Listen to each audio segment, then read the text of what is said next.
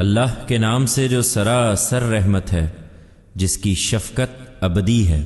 فجر گواہی دیتی ہے اور چاند کی ہر 10 راتیں اور جفت اور طاق مہینہ اور رات بھی جب وہ رخصت ہوتی ہے کہ صبح قیامت ہونی ہے۔ اس میں کسی عاقل کے لیے کیا ہے کوئی بڑی گواہی؟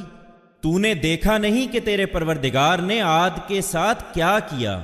وہی ستونوں والے ارم جن کے برابر دنیا کے ملکوں میں کوئی قوم پیدا نہیں کی گئی، اور سمود کے ساتھ جنہوں نے وادی القرا میں پتھر تراشے، اور میخوں والے فرعون کے ساتھ یہ وہ لوگ تھے جنہوں نے دنیا کے ملکوں میں سر اٹھایا اور ان میں بڑا ادھم مچایا، تو تیرے پروردگار نے ان پر عذاب کا تازیانہ برسا دیا۔ حقیقت یہ ہے کہ اس طرح کے سرکشوں کے لیے تیرا پروردگار گھات لگائے رہا ہے، لیکن انسان کا حال یہ ہے کہ اس کا رب جب اسے آزماتا ہے اور اس کے لیے اس کو عزت بخشتا اور نعمتیں عطا فرماتا ہے تو کہتا ہے کہ میرے رب نے میری شان بڑھائی ہے، اور جب اسے آزماتا ہے اور اس کے لیے اس کی روزی اس پر تنگ کر دیتا ہے تو کہتا ہے کہ میرے رب نے مجھے ذلیل کر ڈالا۔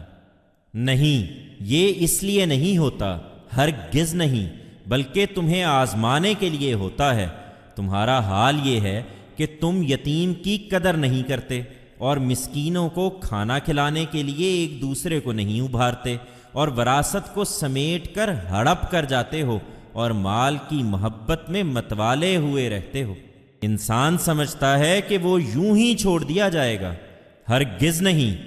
جب زمین کوٹ کوٹ کر برابر کر دی جائے گی اور تیرا پروردگار جلوہ فرما ہوگا، اس طرح کے فرشتے صف در صف کھڑے ہوں گے، اور جہنم اس دن قریب لے آئی جائے گی۔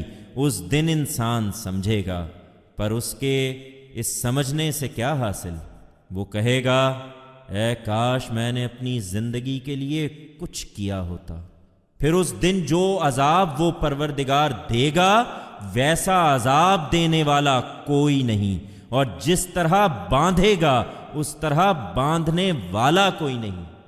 دوسری طرف وہ فرمائے گا، اے نفس مطمئن، اپنے رب کی طرف لوٹ، اس حال میں کہ تو اس سے راضی ہے اور وہ تجھ سے راضی، سو میرے بندوں میں شامل ہو اور میری جنت میں داخل ہو۔